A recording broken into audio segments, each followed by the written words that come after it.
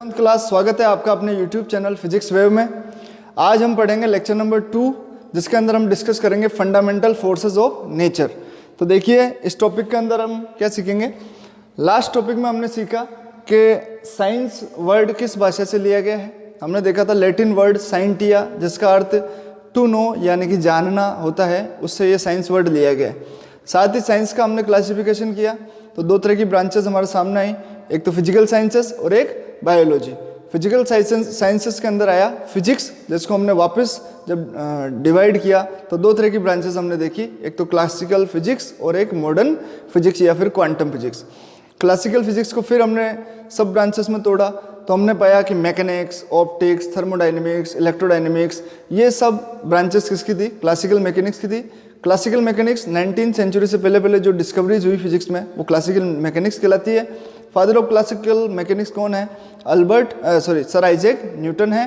Modern physics में हमने जो माइक्रो पार्टिकल्स होते हैं जैसे electron, proton, neutrons, atoms, molecules, इसके लिए जो फिजिक्स है जैसे atoms, atomic physics, nuclear physics, इसके अलावा क्वांटम मैकेनिक्स, तो ये सब हम किसके अंदर पढ़ते हैं? मॉडर्न फिजिक्स या क्वांटम फिजिक्स के अंदर पढ़ते हैं।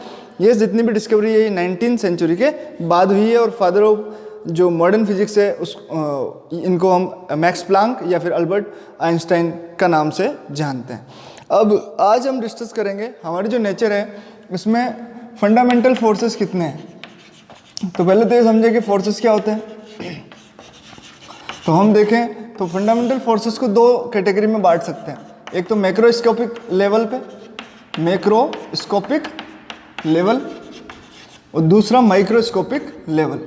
तो फर्स्ट नंबर देता हूं मैं मैक्रोस्कोपिक लेवल और सेकंड नंबर देता हूं माइक्रोस्कोपिक लेवल। मैक्रो और माइक्रो क्या डिफरेंस क्या है? तो देखें जो चीज़ें हमें दिखाई दे रही हैं, जो चीज़ें बड़ी हैं आकार में वो मैक्रोस्कोपिक कहलाएंगी। जो चीज़ें जो हमें दिखाई नहीं देती है लेकिन फिर भी होती है जैसे कि एटम्स, जैसे कि मॉलिक्यूल्स, हम सब एटम मॉलिक्यूल्स से मिलकर बने, इलेक्ट्रॉन, प्रोटॉन, न्यूट्रॉन, ये सब माइक्रोस्कोपिक।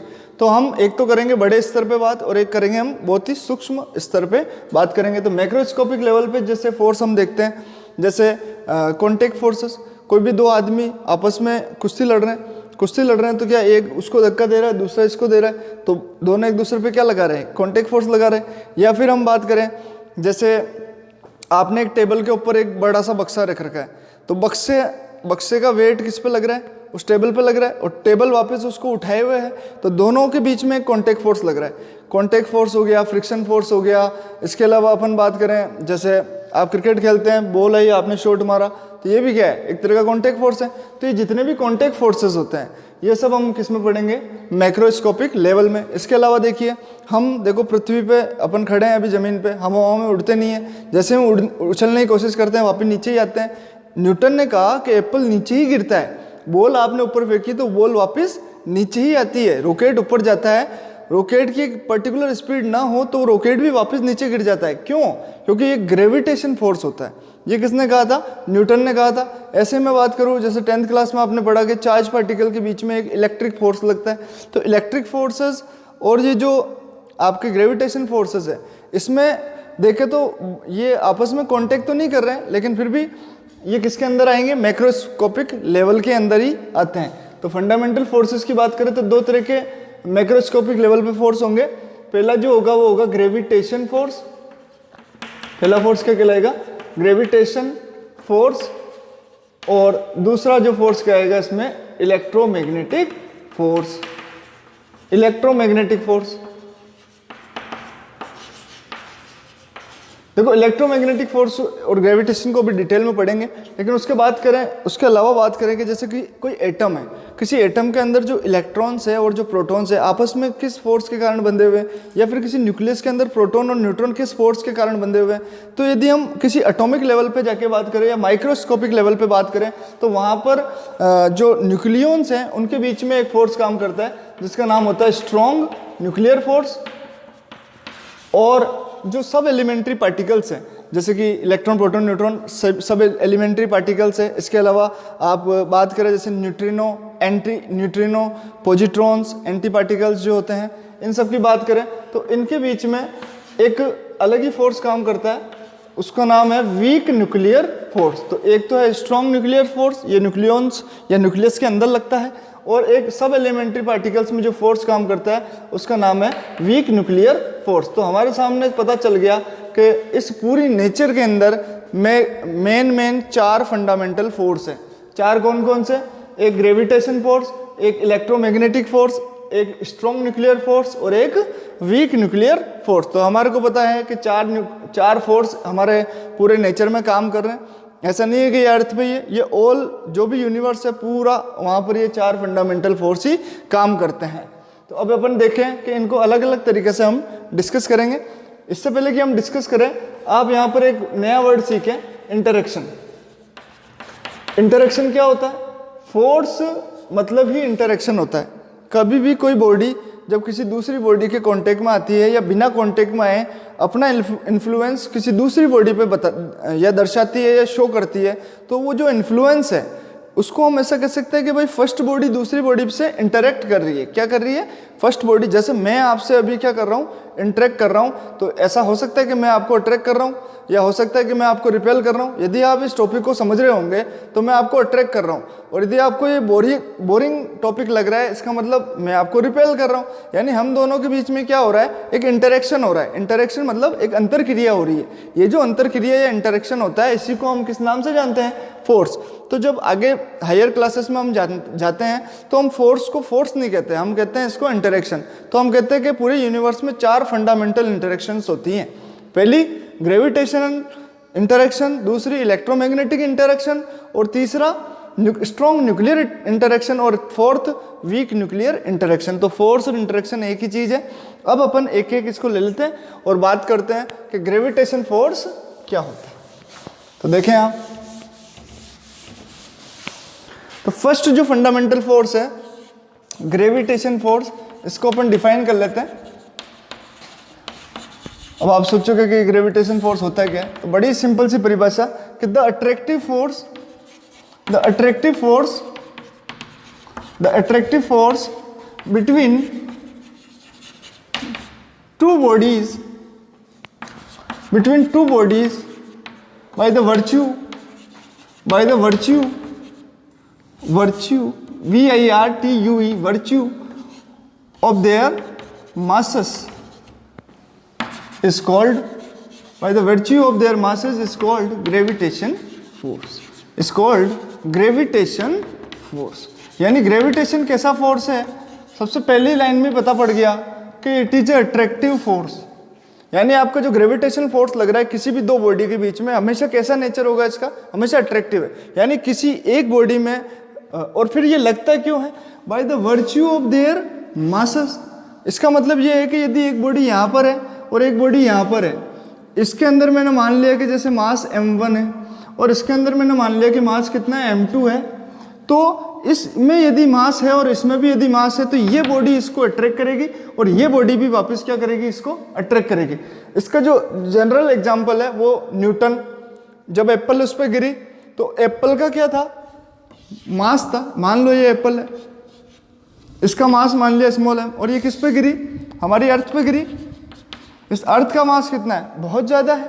तो इस अर्थ के मास ने इसके मास को क्या किया? अट्रैक्ट किया, जिसके कारण ये नीचे ही गिरी। अब आप बोलोगे कि अच्छा ठीक है, अर्थ ने इसको अट्रैक्ट किया तो नीचे गिरी, बट ऐसा भी तो हो सकता था कि एप्पल अर्थ को अट्रैक्ट कर रही होती, यानी ये एप्पल इस अर्थ को अट्रैक्ट करके ऊपर खींच लेती। ऐसा भी हो सकता था। लेकिन इसमें कौन सी चीज किसको ज्यादा अट्रैक्ट करेगी ये डिपेंड करता है इसके मास की वैल्यू पे। मास की वैल्यू पे कैसे? एप्पल का मास तो बहुत कम है, स्मॉल एम है, और अर्थ का मास हम जानते हैं कि बहुत ज़्यादा होता है। जैसे एक एप्पल की बात करूँ तो 100 ग्राम मास होता है इसका। एक एप्पल में 100 ग्राम से ज़्यादा मास नहीं होता, 250 ग्राम ले लेते हैं कि पाव भर की एक एप्पल है, बड़ी एप्पल है। और अर्थ का मास यदि हम निकाले तो ये तो बहुत ज़्यादा होता है बच्चे, 6 × 10⁻24 kg। 10⁻24 kg कितनी ज़्यादा वैल्यू है। हम 10⁻7 kg बात करें तो ये 1 करोड़ किलो, 1 करोड़ किलो। और अब अपन तो पूरे अर्थ के मास की बात कर रहे हैं, तो पूरी अर्थ का मास तो 10⁻7 नहीं, 10⁻24। अब यानी 6 में 0 लगाते जाओ, 24 0 लगाओ, तब जाके जो किलोग्राम वजन आएगा या जो मास आएगा वो मास किसका होता है? अर्थ का। तो अर्थ का बहुत ज़्यादा मास है। बहुत ज़्यादा मास होने के कारण एप्पल को अर्थ ने ज़्यादा अट्रैक्ट किया, जिसके कारण एप्पल नीचे आके गिरा। एप्पल ने भी अर्थ को अट्रैक्ट किया, लेकिन वो अट्रैक्शन फोर्स अर्थ के एप्पल पे जो अट्रैक्शन फोर्स लग रहा है उससे कम था, जिसके कारण एप्पल नीचे आके गिरी। नहीं तो एप्पल अर्थ को खींच लेती ऊपर, लेकिन ऐसा नहीं होता है। किसका, जिसका मास ज्यादा होता है वो ज्यादा अट्रैक्ट करता है, जिससे हर चीज हमारे अर्थ पे जितनी भी चीज हम देखते हैं कि जो हवा में है या हम उनको उछालते हैं, उन सबका मास अर्थ की तुलना में तो बहुत ही कम है, इसलिए वो नीचे ही आके गिरती। इवन हम खुद इस जमीन से चिपके रहते हैं, हम इससे उठने की कोशिश करें, उछलने की कोशिश करें तो वापस ही नीचे आ जाते हैं। क्यों? क्योंकि हम में भी मास है और इस अर्थ में भी मास है, ये दोनों मास एक दूसरे को क्या करते हैं, अट्रैक्ट करते हैं। तो बड़े ही सिंपल परिभाषा, द अट्रैक्टिव फोर्स, याद रखिए हमेशा कैसा है, अट्रैक्टिव ही होगा, रिपल्सिव नहीं होता है ये। तो attractive force between two bodies by the virtue of their masses, यानी उनके मास के कारण जो अट्रैक्टिव फोर्स लगता है वो क्या कहलाता है, ग्रेविटेशन फोर्स कहलाता है। तो अब ये फोर्स होगा कितना, यदि हम इसकी बात करें कि भाई इसका वैल्यू कितना होना चाहिए, तो हम निकाल लेते हैं इसकी वैल्यू। मैंने यहाँ पे दो बॉडी कंसिडर की, एक बॉडी m1 एक बॉडी m2। ये बॉडी और ये बॉडी के जो सेंटर हैं, भाई अभी स्पेरिकल ले रखे हैं तो इसके सेंटर बीच में होगा, किसी भी शेप की हो सकती है बॉडी, तो कोई जरूरी नहीं है कि गोल ही होगी, किसी भी तरह की बॉडी। ये जैसे एक गिलास है, ये भी एक बॉडी है, इसका भी कहीं ना कहीं सेंटर होगा, तो उस सेंटर से किसी दूसरी बॉडी के सेंटर के बीच की डिस्टेंस, कैसी भी बॉडी आप ले लो, इसकी बीच की डिस्टेंस मैंने क्या ले ली, r ले ली। तो अब ये जो ग्रेविटेशन फोर्स है, ये फोर्स डायरेक्टली प्रोपोर्शनल होता है। डायरेक्टली प्रोपोर्शनल का मतलब हो गया समानुपाती, मतलब डायरेक्टली प्रोपोर्शनल होता है m1 और m2 के प्रोडक्ट के, मतलब इसका, इस बॉडी का मास और इस बॉडी के मास का जो गुणा आएगा, जो प्रोडक्ट होगा उसके, ये डायरेक्टली प्रोपोर्शनल। अब डायरेक्टली प्रोपोर्शनल का मतलब क्या हुआ कि भाई यदि आप इन दोनों के वैल्यू बढ़ाएंगे, m1 की वैल्यू बढ़ाएंगे और m2 की वैल्यू बढ़ाएंगे, तो इनका जो प्रोडक्ट होगा उसकी भी वैल्यू बढ़ेगी, तो इनके बीच में लगने वाला फोर्स भी बढ़ेगा। एग्जाम्पल वापस वही अर्थ का समझ सकते हैं, अर्थ का मास बहुत ज्यादा है तो फोर्स भी कैसा है, बहुत ज्यादा है, इस कारण से हम ऊपर उड़ नहीं पाते हैं, लेकिन पक्षी उड़ पाते हैं। पक्षी पर भी ग्रेविटेशन फोर्स लग रहा है, लेकिन उनके पंख होते हैं, उनकी जो शरीर की संरचना या जो बनावट होती है वो इस तरीके से होती है कि वो फ्लाई कर सकते हैं, बट ग्रेविटेशन फोर्स तो उन पे भी लग रहा होता है। यदि वो पक्षी अपने पंख को फैलाना बंद कर दे हवा में, तो वो भी कहाँ आके गिरेगा, नीचे आके गिरेगा। वो कोई बिना पंखों को हिलाए उड़ थोड़ी सकता है, यानी उसको उड़ने के लिए पंखों को तो हिलाना ही पड़ेगा, तब जाके वो ग्रेविटेशन जो फोर्स है उसके अगेंस्ट जाके हवा में उड़ पाता है। रॉकेट को भी हम जब छोड़ते हैं हवा में तो क्या होता है, नीचे बहुत सारी गैसेस निकलती है, वो गैसेस निकलने के कारण उस पर एक अपथ्रस्ट लगता है, यानी जितनी एक्शन नीचे होता है उसका रिएक्शन ऊपर की तरफ होता है। न्यूटन का थर्ड लॉ लगता है यहाँ पे, जितना एक्शन, जितनी तेज गति से वो गैसेस उसके नीचे वाले हिस्से से निकलती है, उतनी तेज गति से रॉकेट ऊपर की तरफ जाता है। और रॉकेट की गति इतनी ज्यादा तेज होती है कि जो नीचे की तरफ अर्थ का जो ग्रेविटेशन फोर्स है उसको भी वो तोड़कर पार निकल जाता है, और इस कारण से रॉकेट हमारी अर्थ से बाहर जाके किसी दूसरे प्लेनेट की हम जब स्टडी करने के लिए जाते हैं तो वो जो भी सैटेलाइट होता है उसको बाहर ले जाता है। या फिर ऐसा हो सकता है कि वो सैटेलाइट को हमारी अर्थ की जो ऑर्बिट है, हम देखते हैं अर्थ का एक सैटेलाइट है, एक नेचुरल सैटेलाइट तो चंद्रमा ही है जो हर 27 दिन के अंदर एक राउंड पूरा करता है, लेकिन कुछ सैटेलाइट हमने भी तो भेजे हैं यहाँ से बना के, जिसके कारण आपके जो टेलीकास्ट होता है टीवी में जितने भी आपके प्रोग्राम्स आते हैं उन सबका टेलीकास्ट कहाँ से होता है, वो उस सैटेलाइट से हो रहा है जो हमारी अर्थ के चारों तरफ क्या कर रहा है, रोटेट कर रहा है। तो वो सैटेलाइट किसने बना के भेजा, हमने बना के भेजा। कैसे? Against gravity, against gravitation force. तो ये चीज़ हमने समझी यहाँ। तो हम यहाँ पे देख रहे हैं कि ये ग्रेविटेशन फोर्स कितना है, डायरेक्टली प्रोपोर्शनल है दोनों बॉडी के मासेस के, यानी आपको याद रखना है कि F डायरेक्टली प्रोपोर्शनल है m1 इंटू m2। अब इसको तो हटा दो, अब बढ़ाना नहीं है, बस ये जानना। साथ ही ये जो फोर्स लग रहा है इन दोनों के बीच में, ये जो डिस्टेंस है इसके स्क्वायर के इनवर्सली प्रोपोर्शनल होता है, यानी हम कहते हैं कि F इनवर्सली प्रोपोर्शनल है 1/r स्क्वायर के। अब मैं यहाँ पे दो वर्ड काम में ले रहा हूँ बच्चों, एक तो कह रहा हूँ डायरेक्टली प्रोपोर्शनल, और एक वर्ड में काम में ले रहा हूँ इनवर्सली। हो सकता है आप लोगों के लिए नया वर्ड हो, आपने इससे पहले कभी सुना नहीं हो, हालांकि 10th क्लास में आते हैं ये वर्ड्स, पर फिर भी अपन यहाँ पे इसका मतलब समझने की कोशिश करते हैं। डायरेक्टली का मतलब ये है कि F डायरेक्टली है, मतलब इसमें वैल्यू बढ़ाओगे तो ये वैल्यू भी बढ़ेगी, और दोनों का मास कम करोगे तो फोर्स भी क्या हो जाएगा, कम हो जाएगा। लेकिन इनवर्सली का मतलब उल्टा है, यदि आप R बढ़ाओगे तो ये घटेगा, इधर तो इसको बढ़ा रहे थे तो ये भी बढ़ रहा था, इसको घटा रहे थे तो ये भी घट रहा था। लेकिन अब इसमें क्या है कि आर बढ़ाओगे तो इसमें घटेगा और आर कम करोगे तो फोर्स बढ़ेगा। मतलब इन दोनों बॉडी को दूर दूर कर दूंगा, दूर दूर कर दूंगा, इसका मतलब इन दोनों के बीच की दूरी आर बढ़ा दूंगा, तो फिर ये जो जिस अट्रैक्शन फोर्स से एक दूसरे को खींच रहे थे वो क्या हो जाएगा, ऑटोमेटिक कम हो जाएगा। भाई अब कोई भी दो चीज है पास पास में है तो ज्यादा अट्रैक्शन फोर्स लगे, दूर कर दोगे तो क्या होगा, फोर्स की वैल्यू क्या हो जाएगी, कम हो जाएगी ना। तो वही तो बात है कि इनवर्सली प्रोपोर्शनल है, आर बढ़ा दो फोर्स कम हो जाएगा। बिल्कुल पास पास ले आओ दोनों फोर्स को, कहाँ ले आओ, बिल्कुल पास पास ले आओ दोनों बॉडीज को, तो इनके बीच की डिस्टेंस आ रहा है आपने क्या कर दी कम, तो फोर्स क्या हो जाएगा इनके बीच में बढ़ जाएगा। तो ये इनवर्सली प्रोपोर्शनल और डायरेक्टली प्रोपोर्शनल का साइन आपको समझना है। डायरेक्टली मतलब किसी चीज को में आप वृद्धि करेंगे दूसरी चीज में भी उतनी ही इंक्रीज हो जाएगा। इनवर्सली का मतलब एक बढ़ाओगे दूसरा घटेगा।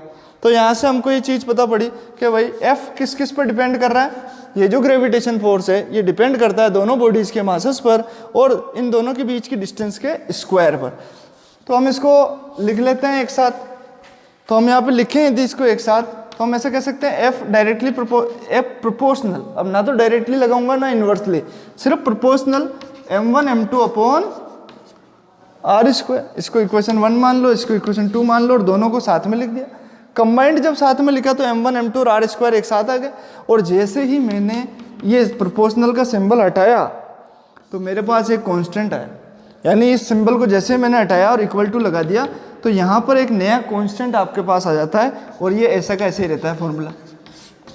तो हमारे पास फॉर्मूला बन गया F बराबर जी m1 m2 upon R square, जहाँ पर ये जी क्या है, जी यहाँ पर एक कांस्टेंट है जिसको हम कहते हैं यूनिवर्सल ग्रेविटेशन कांस्टेंट। इसको हम क्या कहते हैं, यूनिवर्सल ग्रेविटेशन कांस्टेंट। और बच्चों इसकी वैल्यू भी होती है, इसकी वैल्यू होती है 6.67 into 10 raise to the power -11 newton metre square upon KG square. तो ये वैल्यू यूनिवर्सल वैल्यू है, ये वैल्यू आपको याद होनी चाहिए। कैपिटल जी की वैल्यू कितनी होती है 6.67 into 10 raise to the power -11 newton metre square upon KG square, ये पूरा, और ये वैल्यू पूरे यूनिवर्स में सेम है। मतलब आप अर्थ पे बात कर रहे हैं तब भी इतनी लिखनी है, आप सन के ऊपर जाके, सन पे तो जा ही नहीं सकते, जल जाएंगे, लेकिन अपन जैसे जुपिटर ग्रह पे चले गए या फिर हम चले जाएं जैसे सैटर्न पे चले गए या फिर हम गैलेक्सी से बाहर कहीं दूसरी जगह चले गए स्पेस में, तो वहां पर भी जी की वैल्यू क्या है, यही रहने वाली, यानी एक यूनिवर्सल कांस्टेंट है। यूनिवर्सल कांस्टेंट का मतलब क्या हो गया, पूरे यूनिवर्स में इसकी वैल्यू नहीं बदलने वाली है। तो ये जी यहाँ पर हमारे आया। और ग्रेविटेशन फोर्स का फॉर्मूला अब याद करो तुरंत, F बराबर क्या होता है, G m1 m2 upon R square, G m1 m2 upon R square. यानी F किस किस पे डिपेंड कर रहा है, m1 पे यानी फर्स्ट बॉडी के मास पे, फिर m2 पे यानी सेकंड बॉडी के मास पे, और इनके बीच की डिस्टेंस के स्क्वायर के इनवर्सली प्रोपोर्शनल है। तो ये फॉर्मूला आपको याद रखना है जिसमें जी की वैल्यू इतनी होती। आप सोचेंगे कि जी की ये यूनिट कैसे आई, newton metre square upon KG square कहाँ से है, ये डिस्कस करेंगे हम चैप्टर नंबर 2 जिसमें हम पढ़ेंगे यूनिट एंड डायमेंशंस। वहाँ पे ये आएगा ग्रेविटेशन कांस्टेंट, वहाँ हम इसकी यूनिट कैसे निकालते हैं, इसकी डायमेंशन फॉर्मूला कैसे निकालते हैं ये भी सीखेंगे। अब जो नेक्स्ट इसकी कुछ प्रॉपर्टीज हम डिस्कस करें कि भाई ग्रेविटेशन फोर्स का फॉर्मूला भी सीख लिया, डेफिनेशन भी सीख ली, साथ ही इसकी एक डेफिनेशन अपन इस फॉर्मूले से बना के भी लिख सकते हैं कि the attraction force in between two bodies is always directly proportional to their product, directly proportional to the product of their masses and inversely proportional to the square of distance between them. That force is known as gravitational force. तो ये आपके सामने दो definition है। ये definition आपने 9th class में पढ़ रखी है, वहाँ से आप इसको समझ सकते हैं। अपन को फिलहाल इसमें ना तो डेफिनेशन याद करने की जरूरत है, हमको जो याद करना है एक तो इसका फॉर्मूला, जी की वैल्यू, साथ ही इसकी कुछ बेसिक प्रॉपर्टीज जो मैं आपके सामने लेके आ रहा हूँ कि देखिए कि बेसिक प्रॉपर्टीज क्या होगी ग्रेविटेशन फोर्स की। तो हम इसको मिटा देते हैं और आगे बढ़ते हैं इसमें। देखिए आगे वाले जो फोर्सेस आने वाले हैं उसमें आपको बहुत मजा आने वाला है, क्योंकि ये सारी चीजें आपको यहाँ पे ये 11th और 12th जब पूरी कंप्लीट हो जाती है तब जाके हमें 4 फंडामेंटल फोर्सेस का यूज समझ में आता है। बट आपके पास एक बहुत अच्छा मौका है कि आज ही आप इन चारों फोर्सेस को समझ लीजिए। तो बेसिक प्रॉपर्टीज क्या होगी, basic properties of gravitation force. तो ये जो ग्रेविटेशन फोर्स है, इसको यदि मैं अर्थ के रेस्पेक्ट में बात करूं तो देखो बेटा, अर्थ के रेस्पेक्ट में हम इसको ग्रेविटेशन फोर्स ना कह के ग्रेविटी कहते हैं। हम कहते हैं कि ग्रेविटी के कारण, ग्रेविटी के कारण, ग्रेविटी मतलब ग्रेविटेशन फोर्स ही है। अर्थ के हिसाब से बात कर रहे तो ग्रेविटी कहेंगे, दूसरे प्लेनेट के हिसाब से बात करेंगे तो आप ग्रेविटेशन फोर्स कह सकते हैं। तो पहली प्रॉपर्टी तो क्या है, it is attractive, it is universal attractive force. मतलब आप इसके पूरे यूनिवर्स में कहीं चल जाओ, ये इसका नेचर नहीं बदलने वाला, ये हमेशा अट्रैक्टिव फोर्स ही रहेगा। दूसरी property, it depends on the product of masses of two bodies. मतलब दो जो बॉडीज है उन दोनों बॉडीज के मास पर डिपेंड करता है। तीसरा, it obeys inverse square law, it obeys inverse. ये तीनों बातें तो मैंने आपके पीछे अभी थोड़ी देर पहले जो लिखा था वहीं से ही मैंने उठाई है। तो यानी आपको समझ जाना चाहिए कि बेसिक प्रॉपर्टीज में हम तीन बातें तो उसी अभी फॉर्मूले से ही लिख सकते हैं। देखो ये चीज मैंने आपको बताई थी अभी, m1 m2 के डायरेक्टली प्रोपोर्शनल, तो डिपेंड कर रहा है उस पर।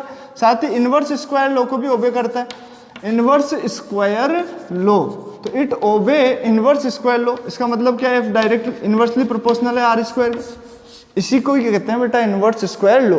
इनवर्स स्क्वायर लॉ कोई अलग चीज नहीं है। इनवर्स स्क्वायर लॉ क्या है, एफ इनवर्सली प्रोपोर्शनल है सेपरेशन के स्क्वायर बिटवीन टू बॉडी। जो सेपरेशन है दोनों बॉडीज के बीच में, उसको स्क्वायर के इनवर्सली प्रोपोर्शनल ये होता है। चौथी प्रॉपर्टी बहुत important, it is A weakest force, it is A weakest force of universe. It is A weakest मतलब चार जो फोर्स है फंडामेंटल, उस फंडामेंटल फोर्स में सबसे ज्यादा दुर्बल, सबसे ज्यादा कमजोर फोर्स कौन सा है, ग्रेविटेशन फोर्स ही। आपको पूछता है विच ऑफ द मतलब फॉलो, चार जो फंडामेंटल फोर्स है उनमें से सबसे वीकेस्ट फोर्स कौन सा है, तो आपको आंसर देना ग्रेविटेशन फोर्स। और फिर सबसे स्ट्रॉन्ग कौन सा है, तो आपको थर्ड नंबर का फोर्स याद होगा, स्ट्रॉन्ग न्यूक्लियर फोर्स मैंने बताया आपको। तो वो स्ट्रॉन्ग न्यूक्लियर फोर्स सबसे ज्यादा स्ट्रॉन्ग फोर्स होता है। तो यहां पर हम बात कर रहे हैं ग्रेविटेशन फोर्स की, तो ये सबसे वीकेस्ट फोर्स है यूनिवर्स का, ये आपको याद रखना है। फिफ्थ, इसकी रेंज, कि भाई ये कहां से कहां तक लग सकता है। तो ग्रेविटेशन फोर्स की जो रेंज है वो बहुत लॉन्ग होती है। It's range is very long. Long का मतलब इनफाइनाइट तक हो सकती है ये। इनफाइनाइट तक कैसे, समझ में नहीं आया सर, क्या कह रहा हो। तो भैया एक चीज आप दिमाग लगाओ कि जो अर्थ प्लेनेट है या जितने भी हमारे सोलर सिस्टम में प्लेनेट्स हैं, वो सब किसके रिवॉल्व कर रहे हैं, किसके चारों तरफ रिवॉल्व कर रहे हैं, सन के चारों तरफ रिवॉल्व कर रहे हैं ना। सन के चारों तरफ रिवॉल्व क्यों कर रहे हैं, सन कोई पैसा देता है उनको, पैसा नहीं देता है। सन उनको क्या देता है, ग्रेविटेशन फोर्स। वो जितने भी प्लेनेट है सन के चारों तरफ, जैसे ये सन है और ये प्लेनेट्स हैं अलग अलग ऑर्बिट में, तो ये इस प्लेनेट का भी मास है और सन का भी मास है। इन दोनों बॉडी के मास के बीच में क्या लग रहा है, ग्रेविटेशन फोर्स लग रहा है, जिसके कारण ये आपस में जहां है वहीं पे अट्रैक्शन फोर्स से बंधे हुए और ये घूम रहा है इसके चारों तरफ इस तरीके से। तो एक इस ग्रेविटेशन फोर्स के कारण ही तो ये अर्थ सन के चारों तरफ चक्कर लगा रही है। तो यानी अर्थ की बात करें और सन की बात करें तो ये तो बहुत लंबी डिस्टेंस है, उसके बावजूद भी कौन सा फोर्स काम कर रहा है, ग्रेविटेशन फोर्स काम कर रहा है। इसकी मतलब इसकी रेंज कैसी है, बहुत लॉन्ग है, इनफाइनाइट डिस्टेंस तक इसकी जो रेंज है वो होती है। तो आपको ध्यान रखना है कि जब अर्थ और सन के बीच में लग सकता है, तो जो यूनिवर्स के जितने भी प्लैनेट्स हैं उनके बीच में भी कौन सा फोर्स लग रहा है, क्योंकि हर प्लैनेट, हर बॉडी के अंदर मास होता है। यदि कोई बॉडी है तो उसके अंदर मास तो होगा ही होगा भाई। तो जब मास है तो फिर दूसरी बॉडी जिसके अंदर भी मास होगा तो आपस में ये क्या करेंगे, अट्रैक्शन करेंगे ही करेंगे। और जब अट्रैक्शन करेंगे तो ग्रेविटेशन फोर्स वहाँ होगा ही होगा, और जब होगा तो उसकी रेंज भी कैसी होगी, वेरी लॉन्ग, इनफाइनाइट डिस्टेंस तक हो सकती है। और हम बात करें कि छोटे मिनिमम कितनी हो सकती है, तो मिनिमम तो जितना एक न्यूक्लियस से दूसरे न्यूक्लियस के बीच या एक एटम से दो एटम है, तो आपस में भी उनमें यदि मास है तो वो ग्रेविटेशन फोर्स के कारण क्या करेंगे, अट्रैक्ट तो करेंगे ही करेंगे। तो स्मॉलेस्ट दूरी से लॉन्ग इनफाइनाइट डिस्टेंस तक इसकी रेंज हो सकती है। इसके बाद हम बात करें और क्या क्या प्रॉपर्टीज है, तो और इसके अंदर देखें तो ये जो ग्रेविटेशन फोर्स है ये इंटरवेनिंग मीडियम पे डिपेंड नहीं करता। तो it is not depend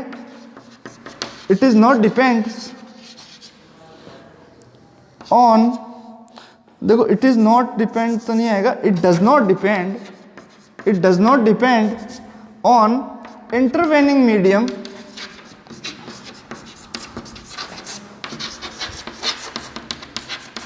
medium between two bodies. जैसे इसका क्या मतलब हुआ सर, तो रुको बता रहा हूं। दो बॉडीज हमने ली, दो बॉडी ले ली, एक बॉडी ये रही, दूसरी बॉडी ये रही, मैंने इनके बीच में कोई मीडियम डाल दिया। अब बोलोगे मीडियम क्या चीज़ है सर? जैसे मैं बोलूँ कि भाई एक बॉडी यहाँ थी, दूसरी बॉडी यहाँ थी, मैंने एक लोहे की पट्टी रख दी यहाँ पे, अब ये दोनों एक दूसरे को नहीं देख पा रहे, तो क्या अब ये ग्रेविटेशन फोर्स इनके बीच में लगेगा? तो लगेगा, बिल्कुल लगेगा। यदि मीडियम होता है तब भी लगेगा, और मीडियम नहीं है तब भी लगेगा।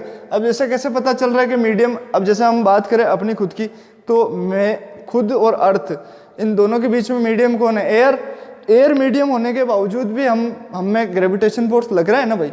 और साथ ही सन और यदि अर्थ की बात करूँ तो इनके बीच में तो कोई मीडियम नहीं है, एयर वेयर, इसके बीच में तो क्या है? स्पेस है, तब भी ग्रेविटेशन फोर्स लग रहा है। यानी ग्रेविटेशन फोर्स तो हर जगह लगता है, मीडियम हो तब भी लगता है, मीडियम ना हो तब भी लगता है। तो यानी इंटरवेनिंग मीडियम पे ये डिपेंड नहीं करता है। तो आपको ध्यान रखना है, ऐसा क्वेश्चन बहुत पूछता है कि कोई भी दो बॉडी, जब उनके बीच में कोई भी मीडियम नहीं था तब ग्रेविटेशन फोर्स इतना लग रहा था, अब उनके बीच में एक ऐसा मीडियम डाल दिया, यानी पानी भर दिया या कोई पट्टी रख दी, कुछ भी रख दिया, एयर रख दी, तो अब बताओ कि उनके बीच में ग्रेविटेशन फोर्स की वैल्यू कितनी चेंज हो जाएगी? तो कुछ चेंज नहीं होगी, उतना का उतना ही रहेगा, क्योंकि ग्रेविटेशन फोर्स तो डिपेंड ही नहीं करता मीडियम पे, वो डिपेंड किस पे करता है?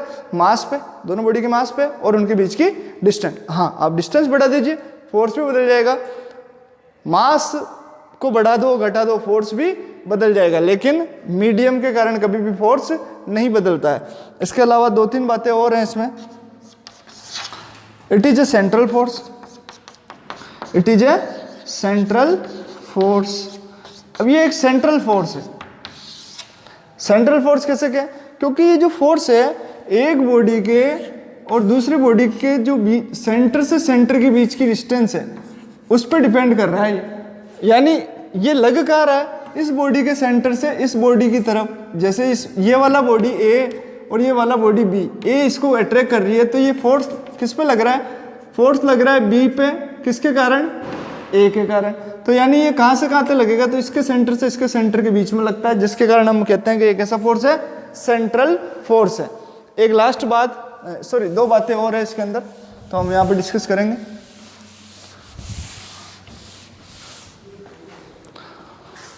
It is A conservative force, it is A conservative, it is A conservative force. Conservative कैसे? तो कंजर्वेटिव फोर्स क्या होता है उसको आपको अभी से समझ लेना चाहिए, क्योंकि ये आपके आगे भी आने वाला है। तो हम यहाँ पे हर चीज़ को डिस्कस करते हुए चल रहे हैं, ताकि आपको बिल्कुल भी ऐसा ना लगे कि टॉपिक आपके समझ से बाहर जा रहा है। देखो कंजर्वेटिव फोर्स ऐसा होता है, जैसे मैंने बोला कि कोई पॉइंट है ए और ये पॉइंट है कोई बी, हमें कोई वर्क करना है, और वर्क करने के लिए हम जो पाथ यूज़ कर रहे हैं वो है ए से बी डायरेक्ट। हमने यहाँ से यहाँ तक जो जाके डिस्प्लेसमेंट किया ए से बी जाने के लिए, इस समय हमारे पास फोर्स कोई लग रहा था F मान लो, और डिस्प्लेसमेंट कितना हुआ ए से बी, और इस समय हमने कोई वर्क किया W1। मैंने सेम वर्क अलग पाथ से किया, एक दूसरा पाथ ऐसे उबड़ खाबड़ पाथ था, मैंने ऐसा पाथ ले लिया ए से बी, तो इस समय जो मैंने वर्क किया ये हो गया W2। और एक ऐसा पाथ लिया मैंने अजीब सा और खतरनाक, और इसमें मैंने वर्क किया 3rd। तीनों वर्क डन के लिए मेरे पास अलग अलग पाथ था, उसके बावजूद मैं बोलूँ कि वर्क फर्स्ट बराबर है किसके? वर्क सेकंड पे, और वर्क 3rd के भी ये तीनों बराबर है। इसका मतलब ये तीनों क्या है? इक्वल है। यदि ये तीनों वर्क पाथ पे डिपेंड नहीं कर रहे, पाथ पे मतलब ये तो छोटा पाथ था, उससे फिर ये थोड़ा बड़ा और ये तो सबसे बड़ा था, उसके बावजूद भी इन वर्क की सबकी वैल्यू कैसी है? सेम है। इसका मतलब ये पाथ पे डिपेंड नहीं कर रहे हैं। तो पाथ पे डिपेंड जब ये नहीं कर रहे हैं, तो जिस भी फोर्स के इन्फ्लुएंस में ये वर्क डन हो रहे थे वो फोर्स कैसा कहलाएगा? वो कंजर्वेटिव फोर्स कहलाएगा। आप बोलोगे ये तो समझ में नहीं आया सर, ये कैसे हुआ? तो मैं आपको एक बहुत सिंपल एग्जाम्पल से समझाता हूँ। मैंने कहा आपको कि ग्रेविटेशन फोर्स कैसा फोर्स है? कंजर्वेटिव फोर्स है। तो मैं इसके लिए एक एग्जाम्पल ले लेता हूँ। तो ग्रेविटेशन फोर्स, ये मैंने एक आदमी बनाया और इस आदमी के सर पे एक वजन रख दिया मैंने, ये इसका मान लिया मास कितना है, कैपिटल एम। ये जो आदमी है इसको मैं कूली कह देता हूँ। ये कौन है, कूली है। आप स्टेशन पे जाते हैं, आपको कोई लोग मिलते होंगे वहाँ पे जो आपका जो सामान होता है उसको उठा लेते हैं और आप बदले में उसे कुछ पैसा देते हैं, कूली कहते हैं हम उनको। तो कूली मान लिया अपन ने स्टेशन। अब ये कूली क्या कर रहा है कि सामान उठा के ऐसे चल रहा है, सीधे सीधे चल रहा है। अब अपन को पता है कि ग्रेविटेशन फोर्स कहाँ लगेगा, नीचे। ग्रेविटेशन फोर्स मतलब अर्थ जो है इसके मास को और इस आदमी के खुद के मास को और इस बॉक्स के मास को क्या करेगी, नीचे खींचेगी ना भाई। अरे अर्थ बहुत सारा मास है इसके पास, तो नीचे ही खींचेगी। जैसे एप्पल नीचे गिरती है वैसे ये मास भी कहाँ नीचे खींच रहा है, नीचे खींच रहा है। तो ग्रेविटेशन फोर्स तो कहाँ लग रहा है, नीचे। आदमी किधर जा रहा है, इधर की तरफ। तो आदमी डिस्प्लेसमेंट किधर कर रहा है, अपनी पोजीशन चेंज किधर कर रहा है। हम मान लेते हैं कि पोजीशन इधर चेंज कर रहा है। तो फोर्स और ये जो डिस्प्लेसमेंट है इसके बीच में एंगल कितना बन रहा है, तो आपको दिख रहा होगा साफ साफ के 90 डिग्री का एंगल बन रहा है। और 90 डिग्री का एंगल बन रहा है। तो अब मैं वर्क निकाल लेता हूँ यहाँ पे। तो वर्क आपने 9th क्लास में पढ़ा कि force into displacement, force into displacement क्या होता है, वर्क। लेकिन 11th क्लास में हम अलग तरीके से पढ़ते हैं। फोर्स की जो फॉर्मूला होता है वो होता है W बराबर force into displacement into cos theta. ये कोस थीटा भी आप जानते हैं, 10th क्लास में पढ़ के आए ट्रिग्नोमेट्री। तो अब यहाँ पे देखो बेटा, फोर्स वर्क डन का तो ये फॉर्मूला है। वर्क डन का फॉर्मूला क्या है, force into displacement into cos theta. Force मुझे पता नहीं कितना है, एफ ही मान लेता हूँ। डिस्प्लेसमेंट भी मुझे नहीं पता, एस मान लेता हूँ। थीटा मुझे पता है कितना है, 90 डिग्री है, यानी कोस 90 डिग्री। तो और कोस 90 डिग्री की वैल्यू चूंकि कितनी होती है, आपको ध्यान होना चाहिए, कोस 90 डिग्री की वैल्यू कितनी होती है, 0 होती है। तो जैसे मैं यहाँ पे एफ लिखूंगा, एस लिखूंगा और ये 0 लिखूंगा, तो ये टोटली वैल्यू कितनी हो जाएगी, 0 जूल। वर्क की यूनिट क्या होती है, जूल होती है। तो आपने वर्क कितना किया है यहाँ पे, फर्स्ट वर्क। जब आदमी सीधा सीधा गया कूली यहाँ से ए से बी पॉइंट तक, तब वर्क डन W1 कितना हो गया, 0। अब वो ऐसे घूम घूम के जावे तो भी तो डिस्प्लेसमेंट तो सीधा ही चल रहा है, वो भले घूम के जावे तो भी यहाँ से चलेगा तो सीधा ही ना। और वर्क हमेशा फोर्स कैसा लगेगा, नीचे। तो हर केस में ग्रेविटेशन फोर्स और जो डिस्प्लेसमेंट होगा उसके बीच में एंगल कितना आएगा, 90 डिग्री। और W सेकंड ले लो या W थर्ड ले लो, ग्रेविटेशन फोर्स के अंडर में उसके द्वारा किया गया कार्य हमेशा कितना होगा, किया गया वर्क डन हमेशा 0 होगा। और 0 होगा तो हम कह सकते हैं कि W1, W2 और W3 भी किसके बराबर होंगे, एक दूसरे के बराबर होंगे। यानी ये जो वर्क हो रहा है ये पाथ पे डिपेंड नहीं कर रहा है। इसलिए हम कहेंगे कि ये जो ग्रेविटेशन फोर्स है जिसके अंदर ये कूली वजन उठा के चल रहा था इस तरीके से, ये ग्रेविटेशन फोर्स कैसा है, ये तो कंजर्वेटिव है। ये फोर्स कैसा है, ये तो कंजर्वेटिव है। तो आपको बहुत अच्छे से समझ में आया होगा कि कंजर्वेटिव फोर्स कौन सा होता है। वो फोर्स जिसके अंदर में किया गया वर्क डन पाथ पे डिपेंड नहीं करता है, वो फोर्स कंजर्वेटिव फोर्स कहलाता है। एक लास्ट पॉइंट इसके अंदर,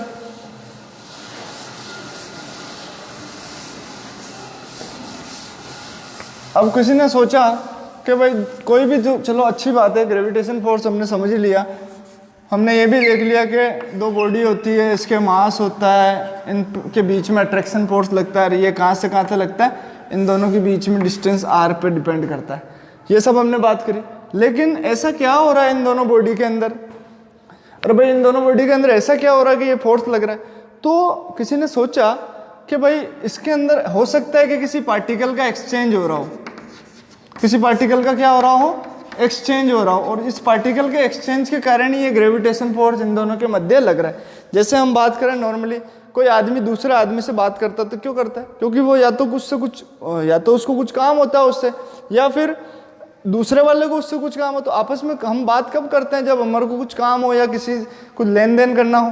तो सिमिलरली ये दोनों बॉडी यदि एक दूसरे को अट्रैक्ट कर रही है तो इनको आपस में कुछ ना कुछ तो इंटरेक्शन होगा। तो किसी न किसी पार्टिकल को तो ये एक्सचेंज करेंगे ही करेंगे।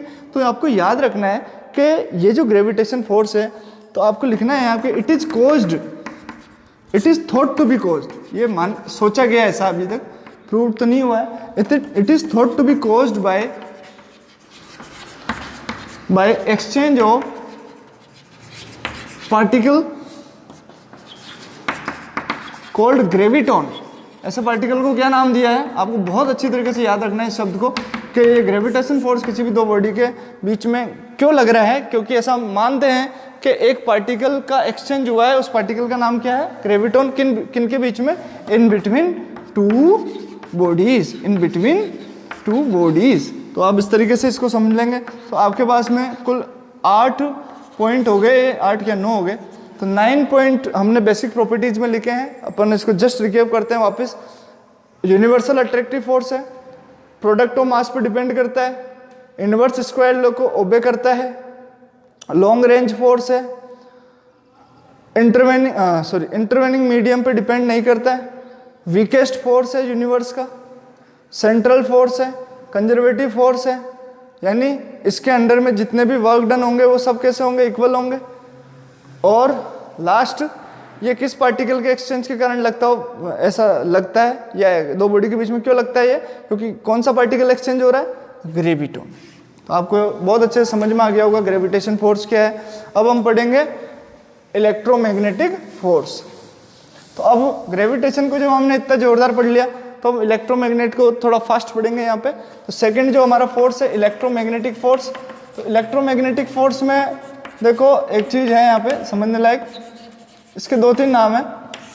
इसको इलेक्ट्रोस्टैटिक फोर्स भी कहते हैं, इलेक्ट्रोस्टैटिक फोर्स, या फिर इसको कूलाम फोर्स भी कहते हैं। तो इलेक्ट्रोमैग्नेटिक फोर्स, तेरे कितने नाम? तेरे 3 नाम, इलेक्ट्रोमैग्नेटिक फोर्स, इलेक्ट्रोस्टैटिक फोर्स और कूलाम फोर्स। तो हम बात करेंगे, देखो इनको ऐसा कब कहेंगे? तो देखो ये लगता कि इसमें सबसे पहली बात तो इसकी डेफिनेशन लिख लें कि it is a force of attraction और repulsion. It is a force of attraction और repulsion. It is a force of attraction और रिपल्सन which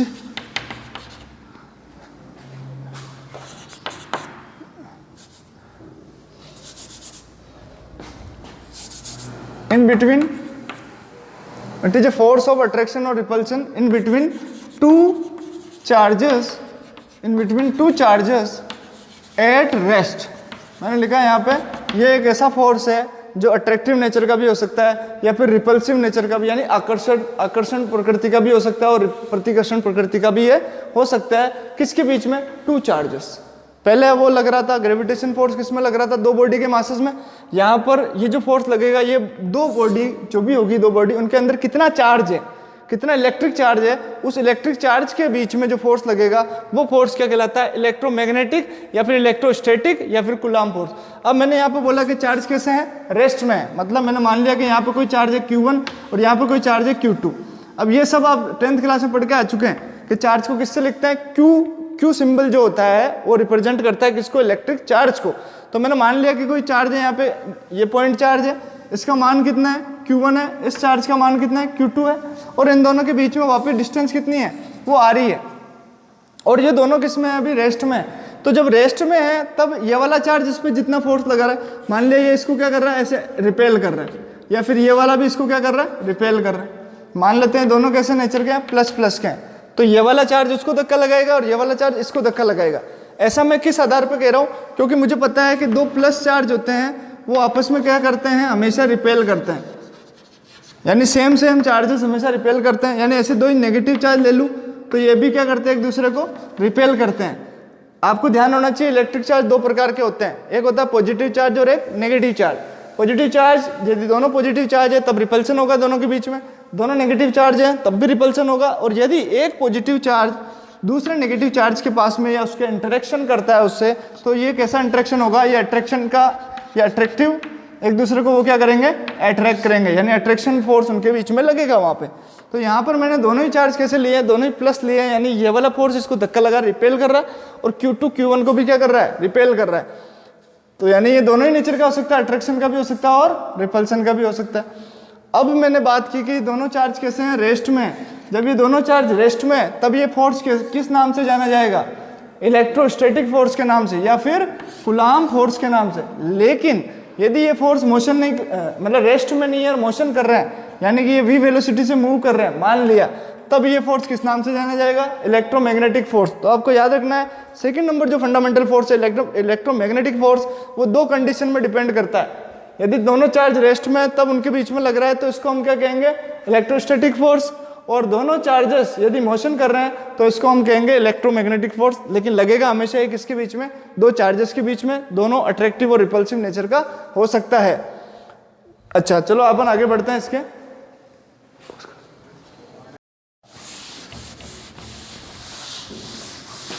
तो बच्चों देखते हैं अपन इलेक्ट्रोस्टैटिक फोर्स। तो हम अभी ये मान के चल रहे हैं कि दोनों चार्ज पार्टिकल कहाँ हैं, रेस्ट में हैं, तो हम पढ़ क्या रहे हैं, इलेक्ट्रोस्टैटिक फोर्स। और एक तरह का इलेक्ट्रोमैग्नेटिक ही है, बस इलेक्ट्रोमैग्नेटिक में चार्ज रेस्ट में नहीं रहते हैं, मोशन करते हैं, लेकिन अपन मान के चल रहे हैं कि अभी ये दोनों कैसे हैं, रेस्ट में। तो हम यदि इस फोर्स की बात करें तो ये फोर्स दोनों चार्जेस का जो प्रोडक्ट होता है इसके डायरेक्टली प्रोपोर्शनल होता है। साथ ही इन दोनों चार्जेस के बीच की जो डिस्टेंस है r, इस r के स्क्वायर के इन्वर्सली प्रोपोर्शनल होता है। तो देखो सेम टू सेम ही है। ग्रेविटेशन फोर्स किस पर डिपेंड कर रहा था, F डायरेक्टली प्रोपोर्शनल था m1 इंटू m2 पे, यहाँ पर m1 इंटू m2 की जगह क्या आ गया, q1 इंटू q2, क्योंकि ये मास पे डिपेंड नहीं करता, ये डिपेंड किस पे करता है, इन दोनों चार्ज पार्टिकल के चार्ज पे डिपेंड करता है। साथ ही इन दोनों के बीच की डिस्टेंस के स्क्वायर के इनवर्सली प्रोपोर्शनल भी होता है। तो हम इसको यदि एक साथ लिख लें तो हमारे पास आ गया q1 q2 upon r square. यदि हम इसको और खोलें तो हमारे पास में क्या आ जाएगा, देखो ऐसा सिंबल हमने वहाँ पे भी देखा था, उसको जब हटाया था तो कैपिटल G आया था। अभी इसको हटाएंगे तो हमारे सामने क्या आएगा, एक कांस्टेंट K आएगा, और इस कांस्टेंट K को हम लिख सकते हैं, अभी बाद में लिखेंगे, पहले इसको लिख ले q1 q2 upon r square. तो ये जो फोर्स है का फॉर्मूला है आपके सामने, ये फोर्स कहलाता है इलेक्ट्रोस्टैटिक फोर्स कहलाता है, या फिर इसका दूसरा नाम क्या है, कूलम्ब फोर्स। अब यहाँ पे जो K है इसकी वैल्यू कितनी होगी, तो K की जो वैल्यू होती है वो होती है 1/4πε0। अब आप सोचेंगे नए नए सिंबल्स आपको समझ में नहीं आ रहा, तो आपको जस्ट इसको याद करके चलना है, इसको समझने की जरूरत नहीं है, ये आपको वैसे भी 12th क्लास में आता है। तो K बराबर 1/4πε0 और इसकी वैल्यू होती है 10⁹ newton metre square upon coulomb square, ये आपको याद रखना। तो अब देखो मैंने दो तीन चीजें यहाँ पे ध्यान देने वाली, कि एक सी क्या चीज है, तो इसको आप याद करें कूलम्ब। कूलम्ब किसकी यूनिट है, ये जो आपका इलेक्ट्रिक चार्ज है Q1 और ये जो चार्ज है Q2, ये जो चार्जेस की यूनिट होती है उसको हम कूलम्ब कहते हैं। और कूलम्ब देखो यहाँ पे भी आया अभी, तो कूलम्ब एक साइंटिस्ट का नाम है जिसके सम्मान में हमने इलेक्ट्रिक चार्ज की यूनिट क्या रख दी है, कूलम्ब रख दी है। तो नीचे सी का स्क्वायर मतलब आपको समझना है कि यहाँ पे क्या है, कूलम्ब का स्क्वायर है। साथ ही ये क्या चीज़ है, एप्सिलॉन। तो इसका नाम देखो, इसको आप समझ जाओगे इसको कहते क्या, एप्सिलॉन कहते हैं इसको, ये जल्दी में बोले एप्सिलॉन भी कह देते हैं, कोई एप्सिलॉन भी कहता है। तो मैं कह रहा हूँ एप्सिलॉन, और ये जो जीरो लग रहा है इसके नीचे इसको बोलते हैं नॉट, तो इसको बोलेंगे हम एप्सिलॉन नॉट। तो आपको ध्यान रखना है एप्सिलॉन नॉट।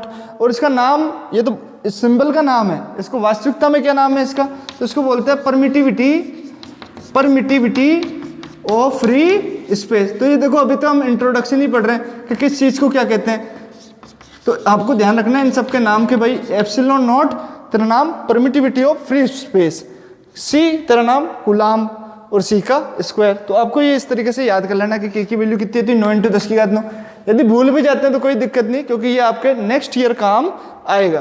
तो आपको यहाँ पे कूलम्ब फोर्स का फॉर्मूला याद कर लेना है, क्या है, K × Q1 × Q2 upon R का स्क्वायर। अब कुछ बेसिक प्रॉपर्टीज हम बात करें तो देखो, यदि हम बेसिक प्रॉपर्टीज की बात करें तो देखो यहाँ पे कुछ बेसिक प्रॉपर्टीज हम यहाँ पे ले लेते हैं इसकी। पहली चीज तो ग्रेविटेशन फोर्स यूनिवर्स का सबसे वीकेस्ट फोर्स है, तो उसकी तुलना में अपना जो इलेक्ट्रोस्टैटिक फोर्स है इसकी स्ट्रेंथ कितनी होगी, तो it is 10⁻36 times stronger than gravitation force. यानी आपका जो इलेक्ट्रोमैग्नेटिक फोर्स है वो ग्रेविटेशनल फोर्स से कितना ज़्यादा स्ट्रॉन्ग है, 10⁻36 टाइम्स, यानी ये बहुत ज़्यादा स्ट्रॉन्ग फोर्स है किसकी तुलना में, ग्रेविटेशन फोर्स की तुलना में। तो आपको याद रखना है कि यदि ग्रेविटेशन फोर्स की स्ट्रेंथ यदि हम 1 मान ले तो ये कितना है, उससे 10⁻36 टाइम ज़्यादा स्ट्रॉन्ग होता है। साथ ही हम बात करें इसकी ओर तो ये डिपेंड करता है किस पे, हाँ, इट इज़ ऑफ अट्रैक्टिव और इट इज़ ऑफ बहुत अट्रैक्टिव और रिपल्सिव नेचर। तो आपने ध्यान से देखा होगा, पहले मैंने बताया कि दोनों चार्ज पार्टिकल कैसे हैं, यदि दोनों पॉजिटिव है तो दोनों के बीच में जो फोर्स लगेगा वो रिपल्सिव लगेगा, एक पॉजिटिव है एक नेगेटिव है, दोनों के बीच में जो फोर्स होगा वो कैसा लगेगा, वो अट्रैक्टिव का लगेगा। तो ये दोनों ही तरह की नेचर का हो सकता है, कौन, इलेक्ट्रोमैग्नेटिक फोर्स, इलेक्ट्रोस्टैटिक फोर्स और कूलम्ब फोर्स। तो इसकी बात करें इट इज ऑफ बहुत अट्रैक्टिव और रिपल्सिव नेचर। तो ये दोनों ही तरह की नेचर का होता है, आपको याद रखना। लेकिन ग्रेविटेशन फोर्स को जब आपने देखा था तो वो कैसा था, ओनली अट्रैक्टिव नेचर का था, बट इसकी नेचर दोनों तरह की होती है, अट्रैक्टिव भी होती है और रिपल्सिव भी होती है। और ये ज़्यादा स्ट्रॉन्गर है किसकी तुलना में, ग्रेविटेशन, क्योंकि ग्रेविटेशन तो सबसे वीकेस्ट फोर्स है, ये इससे ज़्यादा पावरफुल होता है। तीसरी बात, it depends on product of their charges, product of magnitude of their charges, यानी जो दो चार्ज पार्टिकल आपने लिए, उन चार्ज पार्टिकल की जो वैल्यू है चार्ज की, उसके मैग्नीट्यूड के प्रोडक्ट के डिपेंड करता है, यानी डायरेक्टली प्रोपोर्शनल होता है। तो यानी इसका मतलब तो ये हो गया कि F जो है वो डायरेक्टली प्रोपोर्शनल है Q1 Q2 के, यानी ये डिपेंड किस पे करेगा, Q1 Q2 पे डिपेंड करेगा। कैसे, यदि Q1 Q2 की वैल्यू आप बढ़ा रहे तो फोर्स की वैल्यू भी आप यहाँ पे क्या हो जाएगी, बढ़ जाएगी, और यदि Q1 Q2 की वैल्यू घटा रहे तो फोर्स की वैल्यू भी क्या हो जाएगी, घट जाएगी। फोर्थ पॉइंट देखें तो it obeys inverse square law, यानी ये इनवर्स स्क्वायर लॉ को भी ओबे करता है। यानी आपको ध्यान रखना कि इनवर्स स्क्वायर मतलब कैसे, हमको पता है ना भाई, फोर्स इनवर्सली प्रोपोर्शनल है आर स्क्वायर के, इस फॉर्मूले में भी देखा, इस फोर्स के फॉर्मूले में भी आर स्क्वायर आ रहा है, यानी इनवर्स स्क्वायर लॉ को ओबे करता है और वो भी करता था, दोनों ही सेम चीज।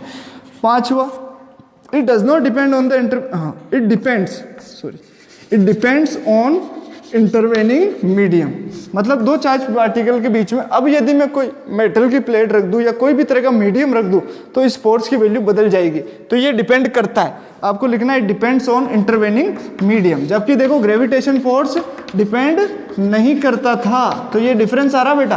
क्वेश्चन आ सकता है आपके 2-3 नंबर का बनके कि जितने भी जो फंडामेंटल फोर्सेस है उन सबके बीच में डिफरेंस कीजिए, तो आपको ये प्रॉपर्टीज याद करनी पड़ेगी, और ये प्रॉपर्टीज याद होगी तो आप आसानी से उनमें डिफरेंस कर पाएंगे, क्योंकि ग्रेविटेशन फोर्स डिपेंड नहीं करता इंटरवेनिंग मीडियम पे, बट ये डिपेंड करता है।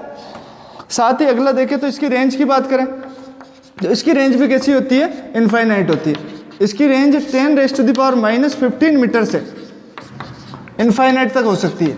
मतलब एक न्यूक्लियस, एक एटम के अंदर जो छोटा सा न्यूक्लियस होता है, इस न्यूक्लियस की मैं साइज की बात करूं तो इसकी साइज होती है 10⁻⁻15 मीटर। मतलब इस छोटे से न्यूक्लियस, एक एटम बहुत छोटा सा होता है, उस छोटे से अंदर एक न्यूक्लियस है, उसकी जो रेडियस मैं निकालूं तो वो आएगी 10⁻⁻15 मीटर। इसको बोलते हैं फर्मी, इसको हम क्या बोलते हैं, फर्मी। तो एक फर्मी के बराबर न्यूक्लियस का साइज होता है, और एक न्यूक्लियस के अंदर भी कौन कौन है, प्रोटॉन है और न्यूट्रॉन है। तो प्रोटॉन के बीच में कौन सा फोर्स लगेगा, इलेक्ट्रोस्टैटिक फोर्स लगेगा, क्योंकि प्रोटॉन पे भी चार्ज होता है और दूसरे प्रोटॉन पे भी चार्ज होता है। तो दो प्रोटॉनों के बीच में लगने वाला इलेक्ट्रोस्टैटिक फोर्स कहाँ पे, कितने डिस्टेंस में काम करेगा, तो बहुत ही छोटी डिस्टेंस पर काम करता है। वो कितनी होती है, 10⁻⁻15 मीटर। और इसके अलावा यदि हम और डिस्टेंस बढ़ाते जाए तो इनफाइनाइट डिस्टेंस तक ये काम कर सकता है, क्योंकि इससे जो वीक फोर्स है ग्रेविटेशन, वो भी इनफाइनाइट डिस्टेंस तक जब काम कर सकता है, तो ये तो इससे स्ट्रॉन्ग है, तो ये भी काम करेगा ही करेगा। तो इसकी रेंज 10⁻⁻15 टू इनफाइनाइट तक होती है। अब 2-4 प्रॉपर्टी और इसकी, अब देखो आप आगे, it is also central force. देखो ये सिमिलरिटी आ गई, जिस तरीके से ग्रेविटेशन फोर्स भी सेंट्रल था, ये भी कैसा फोर्स है, सेंट्रल फोर्स है, क्योंकि यहाँ पे भी जो आर है वो दोनों के सेंटर से ली गई है, आर जो डिस्टेंस है। अगला, it is also a conservative force. जिस प्रकार ग्रेविटेशन फोर्स भी कंजर्वेटिव था, ये भी कैसा है, कंजर्वेटिव फोर्स है। इसके अंडर में भी कोई आप वर्क डन करेंगे तो वो पाथ पे डिपेंड नहीं करता है। इसके बाद बात करें तो इट इज कोज्ड बाय, जिस प्रकार ग्रेविटॉन पार्टिकल के एक्सचेंज के कारण दो बॉडी के अंदर ग्रेविटेशन फोर्स लगता था, उसी प्रकार it is caused by the exchange of, ये भी एक पार्टिकल के एक्सचेंज के कारण ही लगता है। तो it is caused by the exchange of photons. Particle का नाम क्या होगा यहाँ पे, photons in between two charge particles. तो दो चार्ज पार्टिकल के बीच में जब फोटोन का एक्सचेंज होता है तब आपका कौन सा फोर्स लगता है वहां पे, इलेक्ट्रोस्टैटिक या इलेक्ट्रोमैग्नेटिक फोर्स लगता है।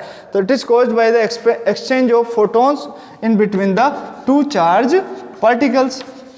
तो इस तरीके से ये आपके सामने दूसरा फंडामेंटल फोर्स खत्म हुआ। आज के लिए खूब है, काफी बड़ा हो गया लेक्चर। तो हम दो फंडामेंटल फोर्सेस को अच्छे तरीके से हमने समझा, उनके फॉर्मूला क्या होता है, उनकी यूनिट क्या होती है। देखो फोर्स की यूनिट तो न्यूटन ही होती है, तो अलग से कुछ याद नहीं करनी, फोर्स की यूनिट तो न्यूटन ही है, भले वो ग्रेविटेशन फोर्स हो या फिर इलेक्ट्रोमैग्नेटिक फोर्स हो। इन सब की फॉर्मूलाज और जो बेसिक प्रॉपर्टीज़ है वो डिफरेंट है, वो हमने यहाँ पे अच्छे से समझी। नेक्स्ट लेक्चर में हम पढ़ेंगे स्ट्रॉन्ग न्यूक्लियर फोर्स और वीक न्यूक्लियर फोर्स की प्रॉपर्टीज़ और उनके फॉर्मूलाज के बारे में। तब तक के लिए आप इसको बहुत अच्छे से समझें और अपनी जो कॉपी जो भी आप बना रहे हैं उसके अंदर इसको राइट डाउन करें। Thank you, bye bye.